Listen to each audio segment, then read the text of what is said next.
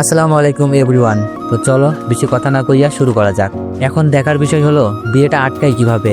হৃদয় ভাইয়া কি পারবে আঙ্কেলকে বোঝাতে? রিমির মনে আনন্দ, সাথে আমারও, কিন্তু চিন্তার বিষয় আঙ্কেল আন্টি মানবে তো? হৃদয় ভাইয়ার কি ভেবে রেখেছে কে জানে। তবে ভয় হলো হৃদয় ভাইয়ার আপন বলতে রিমির বাবা মা আর অভিভাবকও। যদি আঙ্কেলের সিদ্ধান্ত চূড়ান্ত হয়, পরের দিন সকালে নাস্তার টেবিলে খাবার খাচ্ছি। হৃদয় ভাইয়া বলল, আঙ্কেল একটা কথা ছিল। আঙ্কেল বলল, বলো। হৃদয় বলল, আঙ্কেল আমার মনে হয় এখন বিয়েটা না করাই ভালো হবে। আঙ্কেল বলল, কেন? রিমিকে তোমার পছন্দ না? হৃদয় ভাইয়া বলল, না মানে আসলে আমি তো মাত্র পড়ালেখা শেষ করলাম, আর রিমির তো পড়ালেখা অনেক বাকি রয়েছে। রিমিও পড়ালেখা শেষ করুক, আমিও কিছু একটা করি, তারপর বিয়ের কথা ভাবা যাবে। আঙ্কেল বলল, তোমার কথাই যুক্তি আছে, কিন্তু বিয়ের পরও তো এসব করা যায়, তাই না?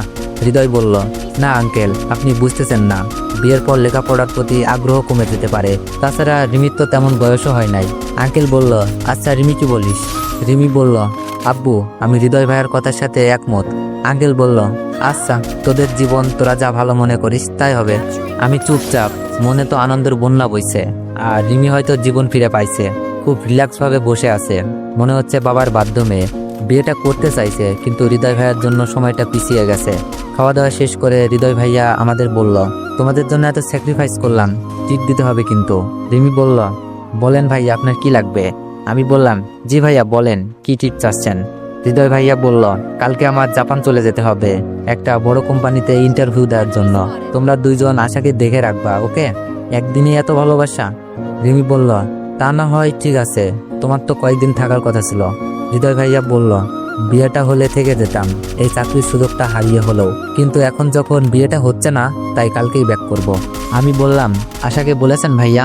ভাইয়া বলল, সন্ধ্যার দিকে কোথাও ডেকে নিব, তারপর সব বলবো। আচ্ছা। সন্ধ্যার দিকে রেস্টুরেন্টে বসে আছি চারজন, যে যার মতো অর্ডার দিয়ে খাচ্ছি আর গল্প করছি। হঠাৎই হৃদয় ভাইয়া এসে বলল, আশা তোমাকে যেই কথাটা বলার জন্য ডেকেছি। আশা বলল, জি বলেন।